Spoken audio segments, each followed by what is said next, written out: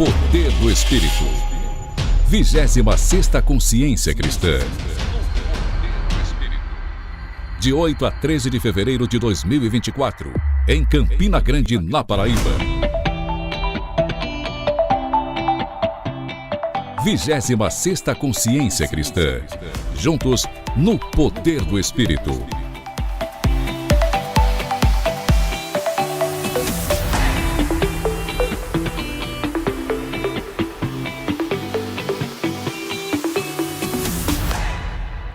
Campina Grande, terça-feira, 6 de fevereiro.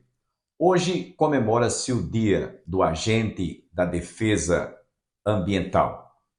É aquela autoridade que está preservando o nosso habitat para o nosso conforto, para a nossa saúde e de toda a nossa família. Parabéns a todos os agentes fiscais que estão em defesa ambiental.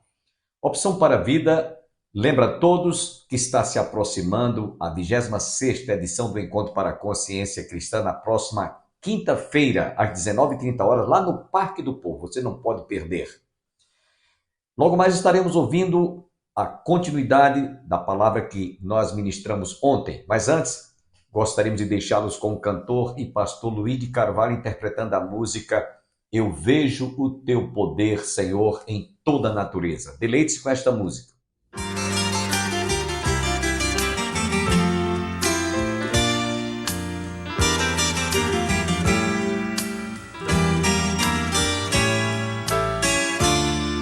Nas noites silenciosas, no perfume de rosas, eu vejo teu poder, Senhor. No céu estrelado, no dia ensolarado, eu vejo teu poder, Senhor. Na expressão da verdade, na forma de humildade, eu vejo teu poder, Senhor. No alívio da dor e num gesto de amor, eu vejo teu poder, Senhor. Eu vejo teu poder, Senhor. Eu vejo teu poder, Senhor. Na ave a voar, no bramido do mar, eu vejo teu poder, Senhor.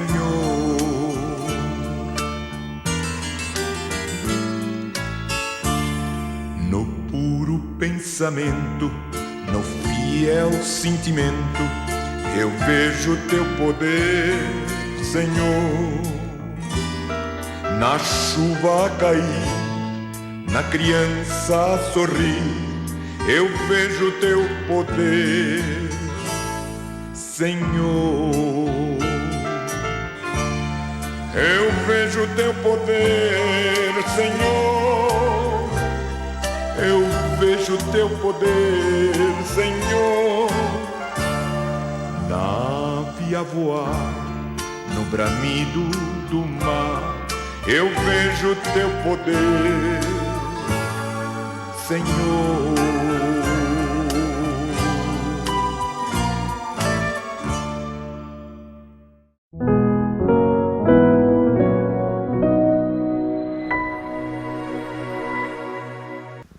Vamos à segunda característica. Segunda característica: buscar a Deus em primeiro lugar. Buscar a Deus em primeiro lugar. Vamos dizer comigo? Buscar a Deus em primeiro lugar. Mais uma vez. Buscar a Deus em primeiro lugar. Quem é que você coloca em primeiro lugar na sua vida? Pense um pouquinho. Não responda não. Responda a sua consciência. É o dinheiro? É o trabalho? É os estudos? É a sua família? É a casa? É o carro? São os bens? Quem é que você coloca em primeiro lugar? Sua mulher, seu marido, seu pai, sua mãe, sua filha, seu filho? Ele é quem está ocupando o primeiro lugar na sua vida. Não responda a mim, isso é com você e Deus.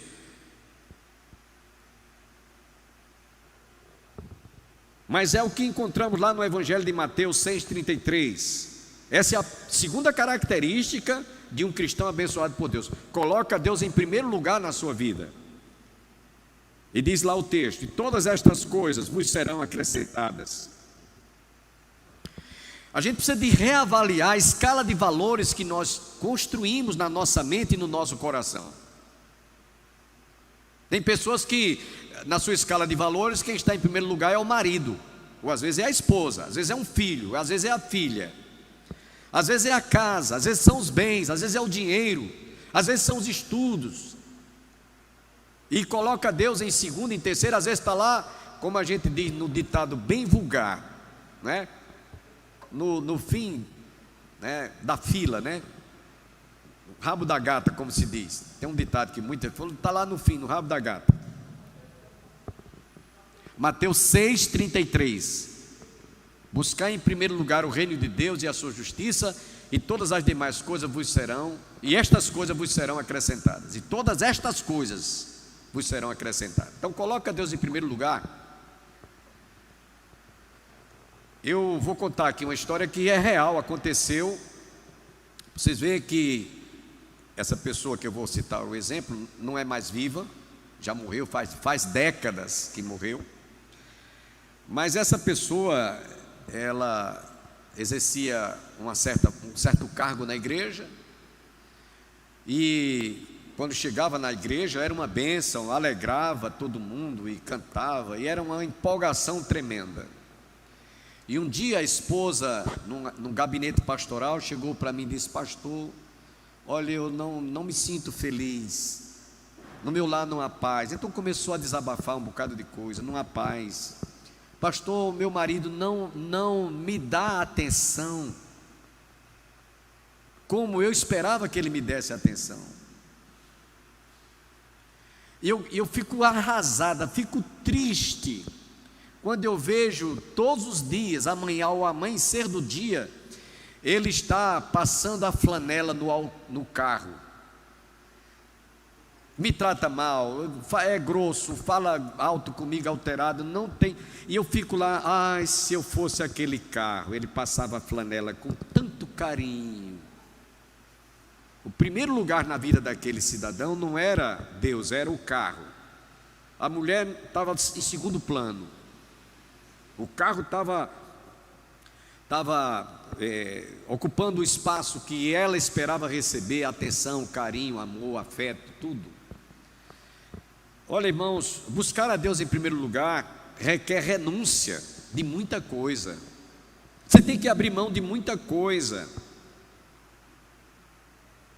O texto que eu li para vocês diz assim: a bênção do Senhor enriquece, e com ela não traz desgostos. Quanto desgosto aquela esposa tinha de não receber a merecida atenção que ela, como esposa, esperava receber do seu marido. É que para ele, em primeiro lugar, estava o carro. Outra coisa, tem para muitas pessoas, em primeiro lugar está aqui, ó. Amanhece o dia, levanta-se da cama, parece que o celular já está ali na cabeceira, porque a primeira coisa que faz é ver as mensagens, não sei o que está acontecendo, o que foi que houve. Não lembra nem dizer: Senhor, muito obrigado à noite que eu tive, o repouso. Nem agradece a Deus, nem lembra de agradecer. Isso aqui está ocupando o primeiro lugar na vida de muita gente. Se passa mais tempo usando isso aqui do que buscar a Deus em primeiro lugar. Quem é que você está colocando em primeiro lugar na sua vida? Quem é que está ocupando o primeiro lugar na sua vida? Meu tempo está indo embora, mas vamos embora. Coloca Deus em primeiro lugar na sua vida. Essa é a segunda característica de um cristão abençoado por Deus. Não abra mão disso. Não abra mão disso. Se você abrir mão, você vai sofrer as consequências. Você vai ter decepções. Você vai passar por maus momentos que você vai dizer, mas de quem eu vou me valer? Aí só vai buscar Deus na hora do sufoco, na hora do socorro, na hora do aperto, na hora da prensa. Só vai buscar Deus nessas horas. Lembra-se daquela passagem, Jesus multiplicou pães e peixes a primeira vez, todos se alimentaram, todos foram saciados, acharam bom. Aí, numa segunda vez, Jesus estava chegando na beira do mar da Galileia, e a multidão estava lá do outro lado, esperando Jesus. E quando ele se aproximou, mestre, nós estamos à tua procura. Como Jesus lê e sente e tem discernimento do que se passa na nossa mente e no nosso coração, ele disse: vocês me procuram somente pelo pão que perece, bando de interesseiro. Em outras palavras, estou aqui traduzindo aqui. Vocês deviam me procurar antes pelo pão que permanece, não pelo pão que perece. E ainda assim ele abençoou e multiplicou com 7 pães e alguns peixes, e todos se saciaram. Então há muita gente que está buscando a Deus apenas para receber. Querem ser abençoados, mas não querem o abençoador. E é o abençoador que nos abençoa. Por isso você deve buscá-lo em primeiro lugar, dê no que der. Buscar em primeiro lugar o reino de Deus e a sua justiça, e estas coisas vos serão acrescentadas. Esse é a segunda característica. Você quer ser abençoado? Quem quer ser abençoado? Levante a mão. Quem quer ser abençoado? Então, este é o segredo. Busque a Deus em primeiro lugar na sua vida. Coloque a Deus em primeiro lugar na sua vida. Estou me lembrando aqui, missionária Marise, de uma missionária, de uma betelina. Não sei se foi no seu tempo. Ela era uma mineira, e ela era noiva de um rapaz. Antes de vir para o Betel, quase que eu estava lembrando o nome dela agora. Mineira. Ela deu esse testemunho lá na igreja do pastor Jonatas Catão. Eu estava numa escola dominical como essa, e ela era mineira, e tinha um noivo que ele era descrente. Ela amava aquele noivo, louca, apaixonada pelo noivo. E quando ela decidiu, por convicção de que tinha uma chamada para vir se preparar no Instituto Bíblico Betel Brasileiro, e ela decidiu a vir, ele disse: olha, ele pegou a aliança, tirou do dedo, disse: ou eu, ou você esquece esse negócio de chamada missionária, está aqui a aliança. E ela disse que lutou muito com Deus, que estava agora em jogo ela fazer a vontade de Deus e a vontade do noivo. E aí ela orou e jejuou muitos dias, e a resposta que ela deu ao noivo está aqui: olha, se é por isso aqui, pode ficar com a aliança, que eu vou ouvir o meu noivo Jesus. Ela deu esse testemunho lá na igreja do pastor Jonatas Catão. Isso impactou muito a igreja. Então, aquela moça deu prioridade não ao noivado, que o noivo desafiou, fez uma ameaça: ou eu, ou você esquece esse negócio de chamada de ministério de Betel, e então está acabado aqui. Ela disse: está acabado. E ela foi para o Betel brasileiro.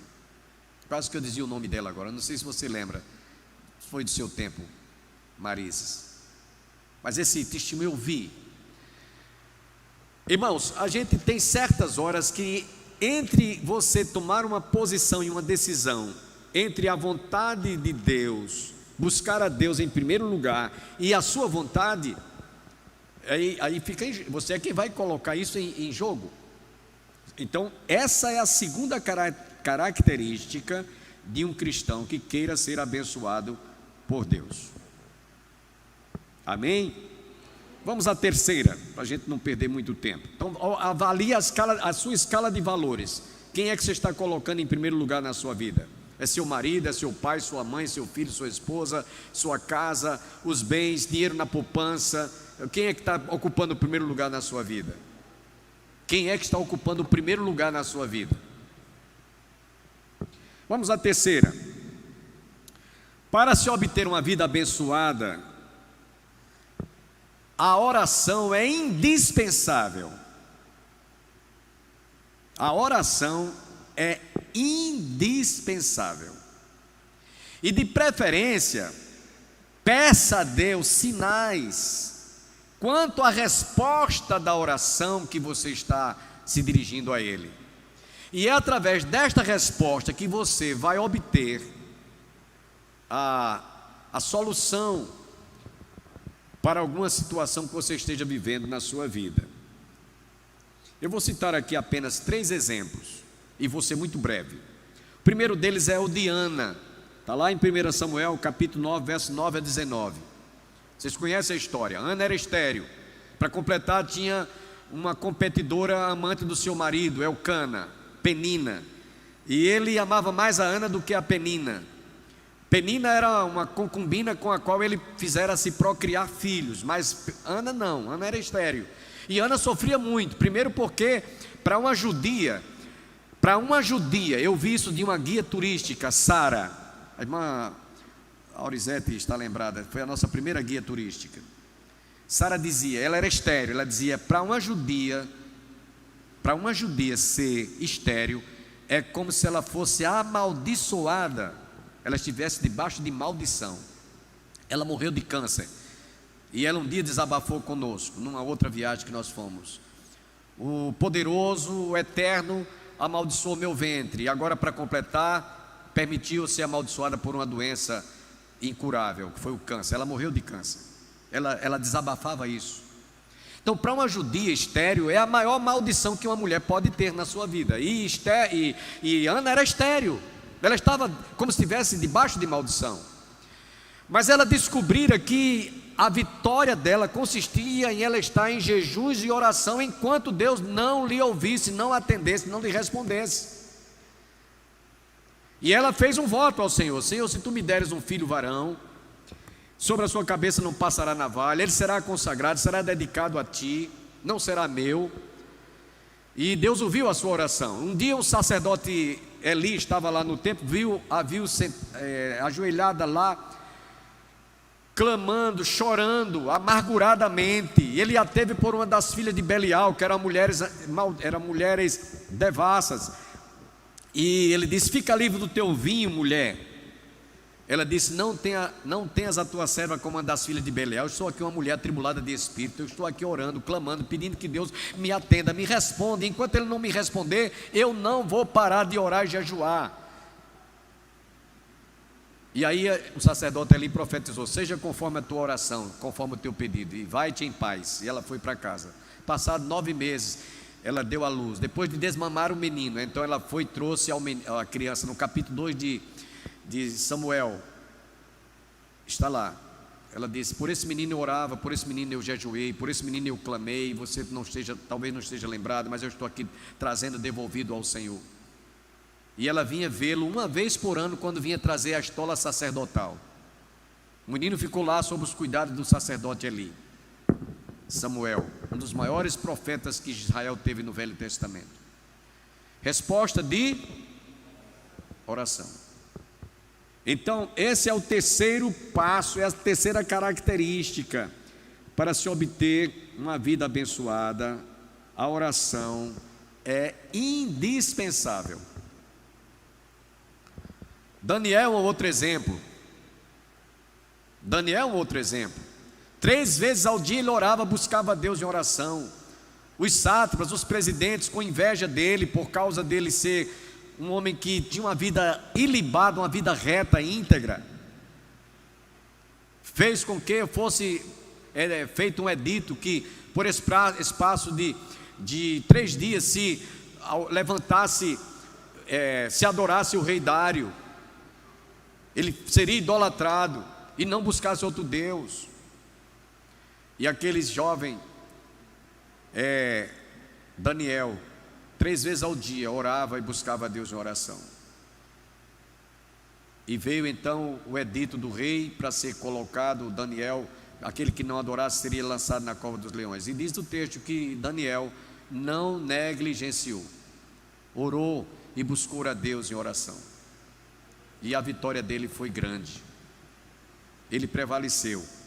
Foi lançado na cova dos leões. Estava lá, mas diz o texto que ele não se rendeu.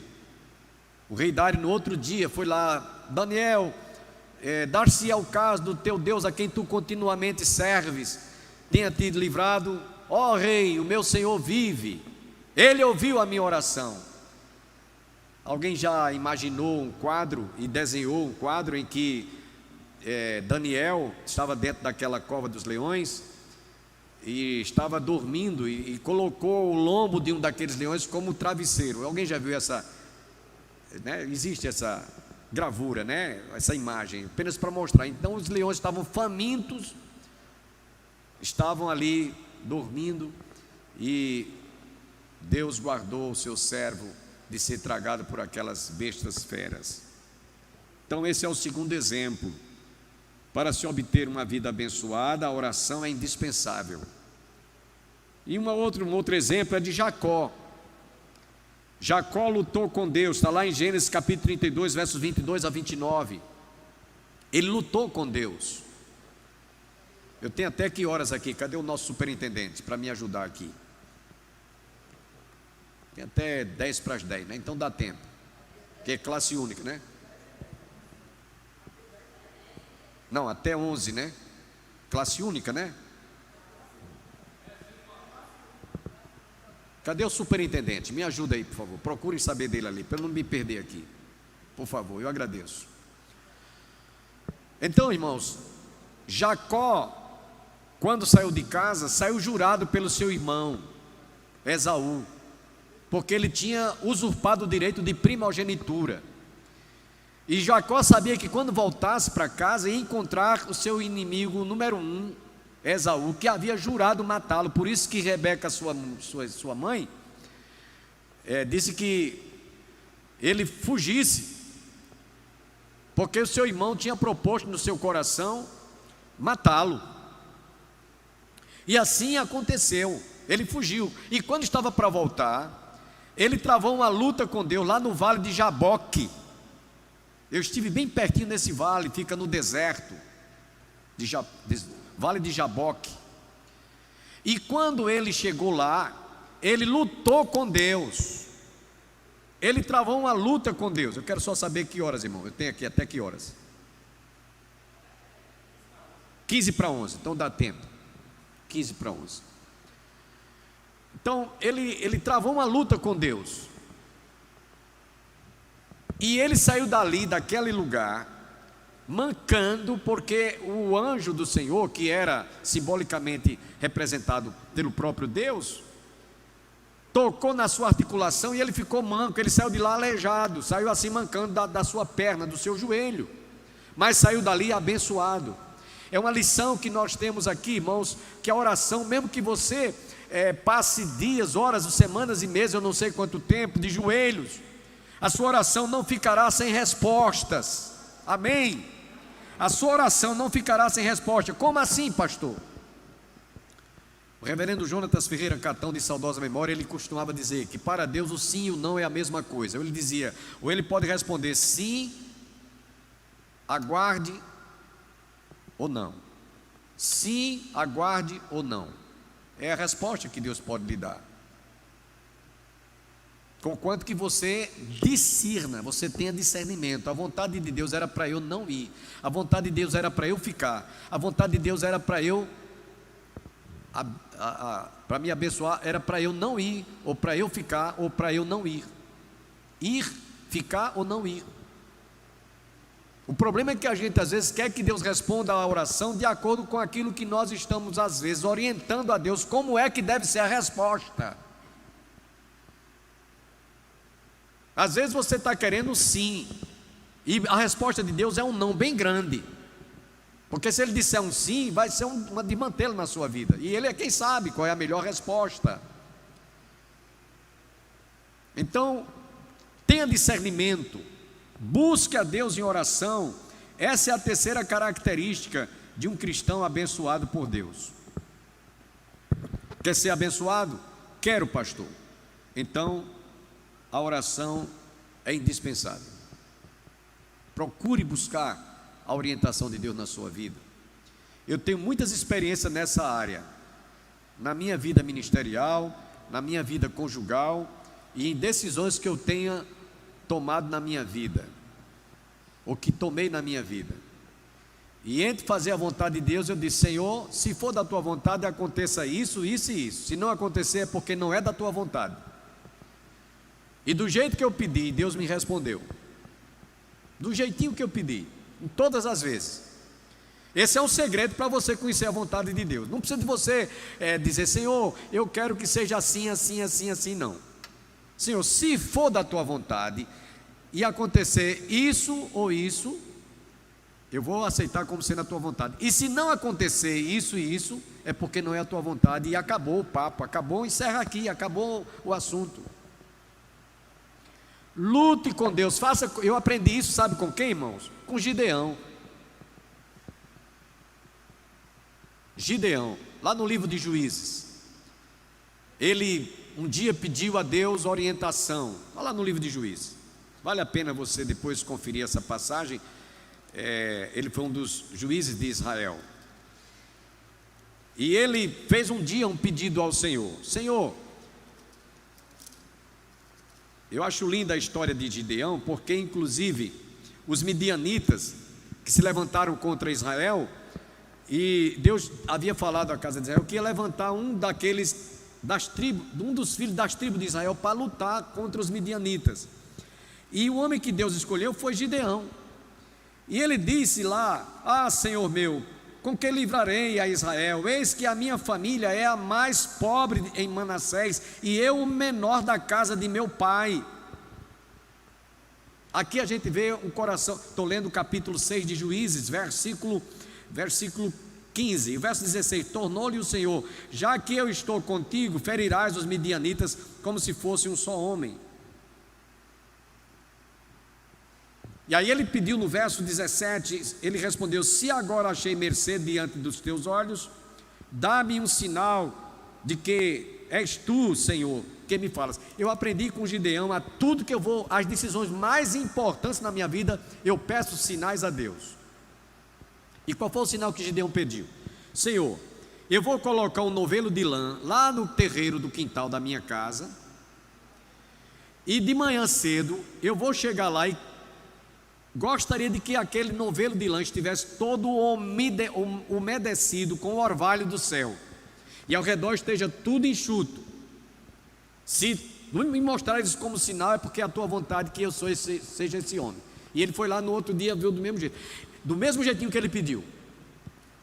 Então ele disse: Senhor, não se te incomode, agora eu quero o contrário. Eu vou colocar o mesmo novelo de lã, eu quero que o novelo esteja seco e ao redor esteja todo caído o orvalho do céu. No outro dia ele foi lá, do jeito que ele pediu, Deus lhe respondeu. Assim que eu me converti ao Evangelho, em 1969, eu li essa história, intuei na minha mente, e todas as decisões que eu vou tomar na minha vida, eu sempre peço a Deus um sinal. Não como Gideão, eu peço, eu crio um sinal, e não conto a ninguém. A ninguém, é só comigo e Deus.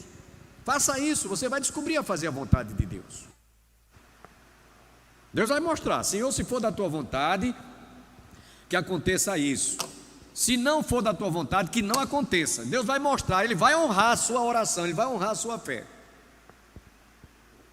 Agora, quando Ele mostrar contrário à sua vontade, olha, baixa a cabeça e diga: é isso aí, Senhor, e vá em frente.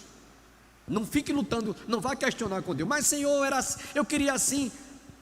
Como aquela história do rapaz que estava precisando de casar, vocês conhecem, né? E ele precisava de ter uma noiva, uma namorada e casar e tudo. E ele gostava de Maria, e na oração dele: Senhor, tu sabes que eu preciso de casar, mas é com Maria. Não podia ser Zefinha, não, tinha que ser Maria. Não podia ser Zefinha, não. Nada contra Zefinha, estou apenas citando a ilustração. Tinha que ser Maria. Zefinha não se via para ser. E há muitas das nossas orações que é direcionada a Deus: Senhor, olha, é isso aqui que eu quero. A gente parece que dá já a forma como Deus deve nos responder. A gente parece que já faz aquele, já homologa, tem que ser assim, assim, assim, assim. Se não for assim, eu não quero. Jesus, no Pai Nosso, seja feita a tua vontade. Jesus disse: o meu alimento consiste em fazer a vontade daquele que me enviou. Então, Ana é um exemplo, Daniel é outro exemplo, e Jacó é outro exemplo.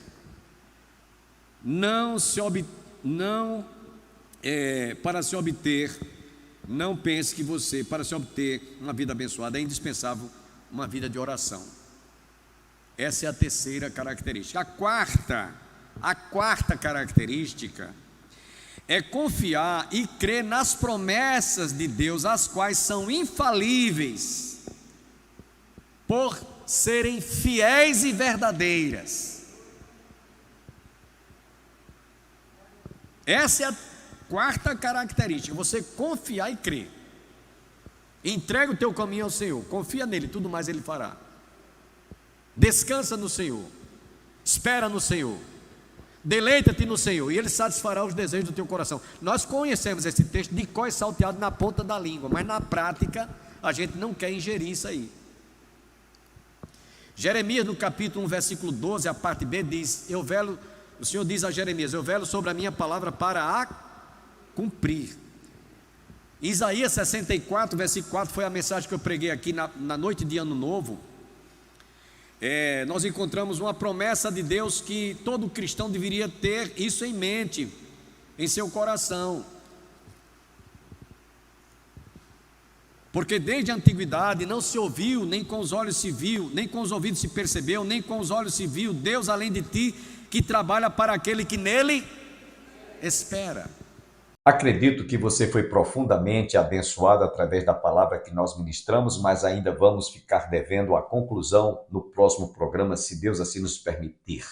Tenham todos um dia abençoado e até amanhã, se Deus quiser.